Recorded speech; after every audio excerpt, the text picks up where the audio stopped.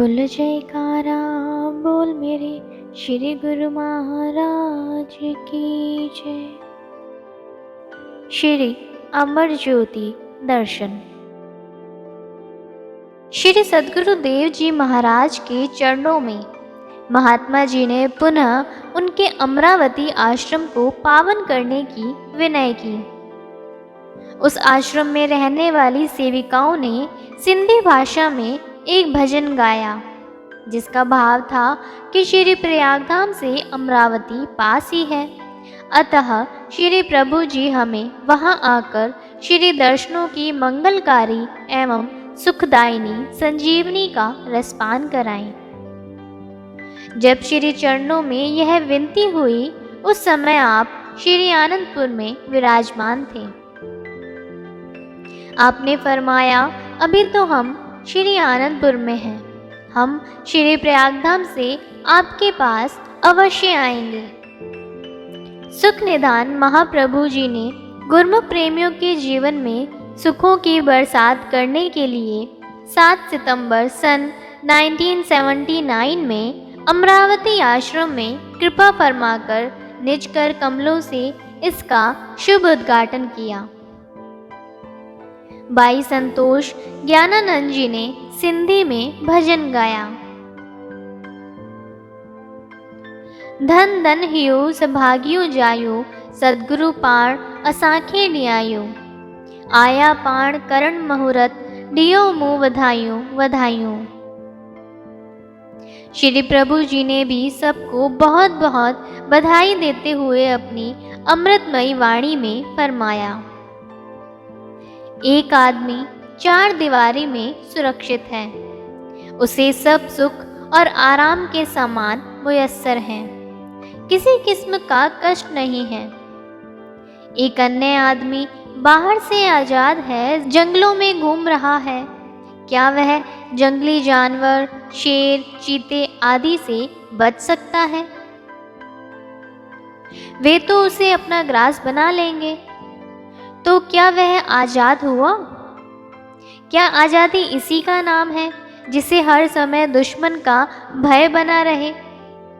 जो 4 दीवारी में है, उसे हर प्रकार का सुख आराम मिल रहा है और वह पूर्णतया आनंद में है, तो फिर कौन सुखी हुआ? वह 4 दीवारी क्या है? सत्पुरुषों के वचनों की 4 दीवारी, जिसमें जीव हर वक्त आनंद में रहता है। यह राज है, आम संसारी जीव इसे नहीं समझ सकते। गुरमुख पुरुष सद्गुरु की शरण में आकर आनंद को प्राप्त कर लेते हैं और जन्म जन्म का यम दंड निवारण कर लेते हैं, जबकि मनमुख संसार में रहते हुए मन और माया की गुलामी में रहकर अपने लिए दुख और 84 का बंधन खरीद लेते हैं। अब विचार करो कि कौन सा रास्ता सही है और कौन सा रास्ता गलत है। अब यह समझ, यह विचार कौन देगा? यह सूझ कहाँ से प्राप्त होगी? यह केवल सत्पुरुषों की संगति में आने से, दरबार की हित चित से सेवा करने से पता चलता है कि काम, क्रोध, लोभ, मोह, अहंकार आदि भी कई दुश्मन हैं। संसार में रहते हुए माया में लिप्त रहने के कारण इनका पता नहीं चलता। गुरमुखों के बड़े भाग्य हैं जो सत्संगति में आकर ऐसा सुनहरी समय प्राप्त हुआ है, ज्ञान की रोशनी मिली है। इस समय में जितना लाभ उठा लिया जाए वह ही अपना है। काम, क्रोध आदि शत्रुओं की जंजीरों को तोड़कर आनंद और खुशी का खजाना अपने अंदर भरना है, मगर इसके लिए आज्ञा और मौज के किले में रहना पड़ेगा। जो समझदार पुरुष होते हैं वे घाटे का सौदा नहीं करते, लाभ का सौदा करते हैं। इसी लाभ का सौदा करने के लिए ही महापुरुषों ने जगह जगह पर आश्रमों का निर्माण कर दिया है, ताकि गुरुमुख जन यहाँ आकर भक्ति के नियमों की पालना करके जीवन में सच्ची खुशियाँ भरकर अपना लोक परलोक संवार सकें। आज अमरावती श्री प्रभु जी के पावन श्री दर्शन व अमृत प्रवचनों के सौभाग्य को पाकर अमर हो गई। सब संगत को पत्र पुष्प भेंट करने का अवसर प्रदान कर और सबके हृदय में नाम की ज्योति प्रदीप्त कर आपने वहां से आगे प्रस्थान किया। श्री सद्गुरु दाता दयाल जी की कृपा और आशीर्वाद से महात्मा जी स्थान स्थान पर जाकर सत्संग प्रचार का कार्य करने में संलग्न थे। संगत को अपने घर के पास ही सत्संग की पावन गंगा में मज्जन करने का सौभाग्य प्राप्त हो सके, इसलिए उन्होंने कई शहरों में सत्संग आश्रमों का निर्माण किया। टाटा नगर में भी आश्रम का निर्माण हो चुका था। महात्मा जी ने महाप्रभु जी के श्री चरणों में इस स्थान को पावन करने की विनय की। 2 सितंबर सन 1984 को आपने असीम कृपा करते हुए टाटा नगर की धरती के भाग्य जगाए। श्री प्रभु जी का चरण स्पर्श पाकर वहाँ के वातावरण में, धरती के कण कण में आनंद समा गया। श्री मुख से जब सबकी कुशलात पूछी तो सबके हृदयों में नव उल्लास भर गया।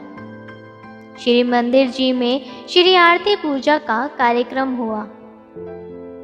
संगत अधिक होने के कारण पंडाल में श्री दर्शन खुले। आपने अपनी अनमोल वाणी में फरमाया, कुदरत ने इस जीव को मानुष तन प्रदान किया और इस संसार की ऐसी रचना रचाई है जिसमें हर चीज के दो पहलू पाए हैं। इंसान की यह अपनी मर्जी और विचारों पर निर्भर करता है कि वह किस चीज को ग्रहण करे और किस चीज का त्याग करे। ये वस्तुएं हैं जड़ चेतन, लाभ हानि, सुख दुख, भक्ति माया। इंसान यह चाहता है कि उसे लाभ और सुख वाली चीज मिले, परंतु आम दुनिया संसारिक पदार्थों में लाभ और सुख ढूंढती है। वास्तव में देखा जाए तो ये सब चीजें क्षणभंगुर और बेबका हैं। ये जीव को स्थायी सुख देने वाली नहीं है। कौन सी चीज सच्चा शाश्वत सुख प्रदान करने वाली है, इसका इंसान को कब पता चलता है? जब वह सत्पुरुषों की संगति में आता है। सत्पुरुष ही उसे विवेक के चक्षु प्रदान करते हैं और सत्य तथा असत का बोध करवाते हैं। महापुरुष चाहते हैं कि इंसान उस चीज का ख्वाहिशमंद हो जो सदैव साथ रहे, जिसका वियोग ना हो। वह चीज क्या है? ईश्वर का नाम, मालिक की भक्ति जो हमेशा स्थायी है और साथ जाने वाली है। मालिक की भक्ति ही सुखदायी है। गुरमुख जन इसे ही ग्रहण करते हैं और मायावी चीजों का त्याग कर देते हैं। गुरमुख सच्ची खुशी की कमाई में लगते हैं और आम दुनिया इससे वंचित रह जाती है, क्योंकि उन्हें सत्पुरुषों की संगति प्राप्त नहीं है। आप गुरुमुखों के पूर्वले संस्कारों से सत्संगति मिल गई है, इसलिए सब चीज़ों का ख्याल छोड़कर केवल मालिक की भक्ति को दिल में बसाओ, जिससे जन्मों से बिछड़ी हुई आत्मा मालिक से जा मिले। इसी जन्म में ही मालिक की भक्ति करके अपने जीवन को सफल और सकारत करें। श्री वचनों के अनमोल मोती पाकर गुरुमुखों को अपने हृदय में कुबेर से अधिक धनवान बन जाने की अनुभूति हो रही थी। सन 1986 में श्री प्रभु जी ने महात्मा जी के विनय पर बिलासपुर कृपा फरमाई। वहाँ श्री परमहंस अद्वैत मत का कोई आश्रम नहीं बना था, इसलिए आपने एक प्रेमी भक्त जी के घर कृपा की और फरमाया कि इस कॉलोनी में ही आश्रम बनाने हेतु किसी स्थान की खोज करो। श्री आज्ञा को शिरोधार्य कर प्रेमी भक्तों ने एक प्लॉट लिया और उस पर निर्माण कार्य आरंभ कर दिया। यह आश्रम सन 1995 में बनकर तैयार हो गया। उच्च संस्कारी रूहें यहाँ आकर आध्यात्मिक लाभ उठाने लगी।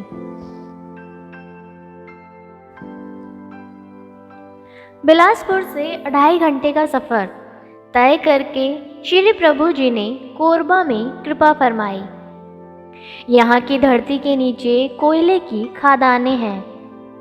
कोयला निकालने के लिए पहले बारूद आदि विस्फोटक पदार्थों से विस्फोट किया जाता है।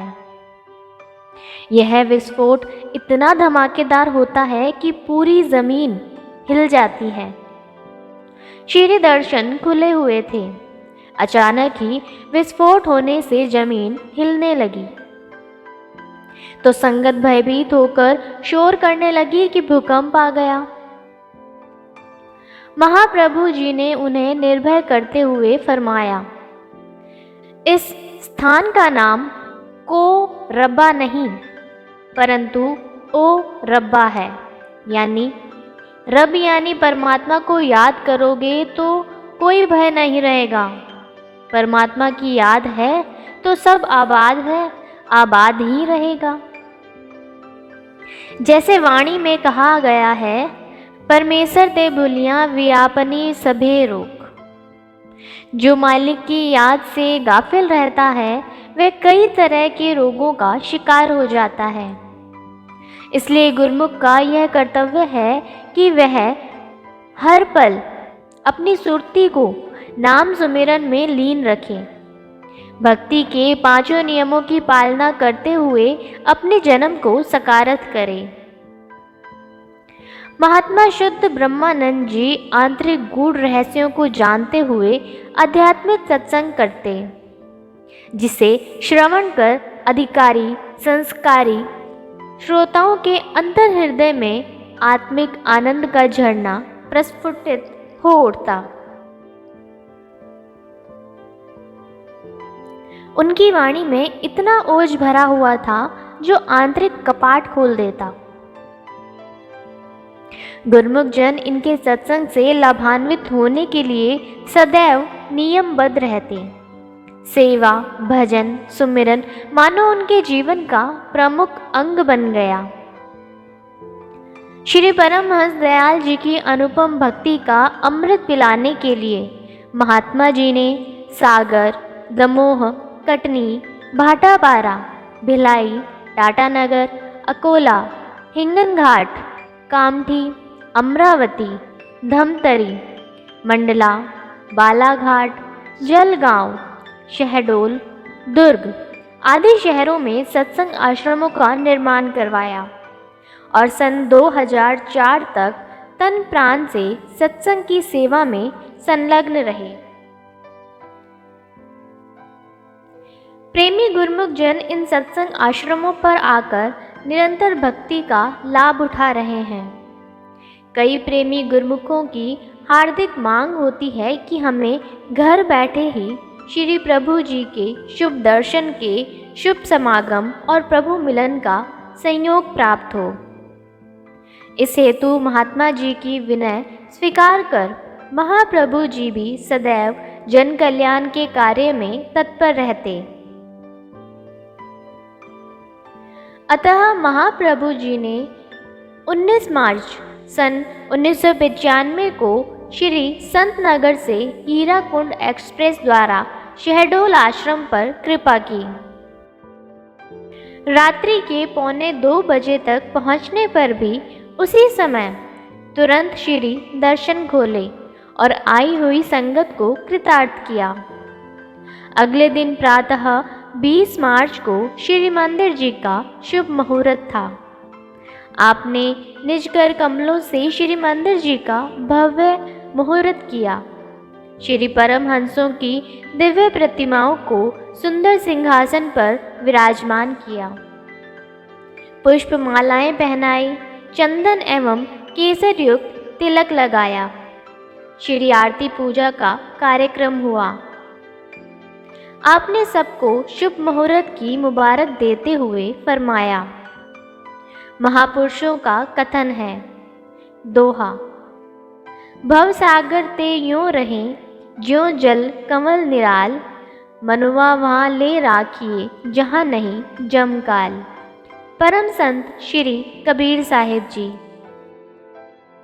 यह जीव जो संसार में आया है, अपने जीवन को भली भांति आनंद से गुजारने के लिए आया है। यह जीव निश्चय ही सुख का सागर बन सकता है, परंतु जब तक सही ढंग को ना अपनाया जाएगा, इसे सफलता ना मिलेगी। यदि यह मनुष्य अपने जीवन को सुखपूर्वक बिताना चाहता है, तो अपने जीवन को इस ढंग से गुजारे कि वह संसार में रहता हुआ भव सागर से पार हो जाए। इसे किसी प्रकार का दुख, कष्ट अथवा कल्पना ना हो। जैसे कमल का फूल जल में रहता है, जल में ही पैदा होता है, जल से ही भोजन ग्रहण करता है, किंतु सर्वदा पानी के ऊपर ऊपर ही रहता है। उस पर जल का प्रभाव नहीं होता।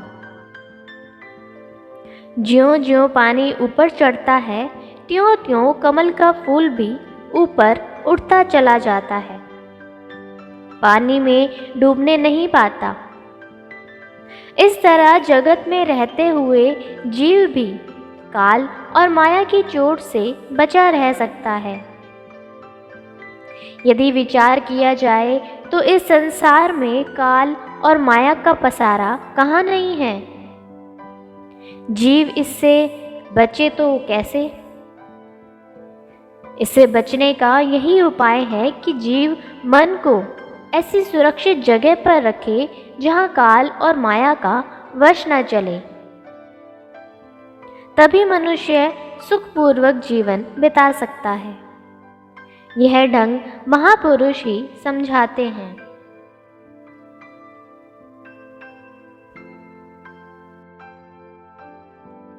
क्रमशः बोल जयकारा बोल मेरे श्री गुरु महाराज की जय।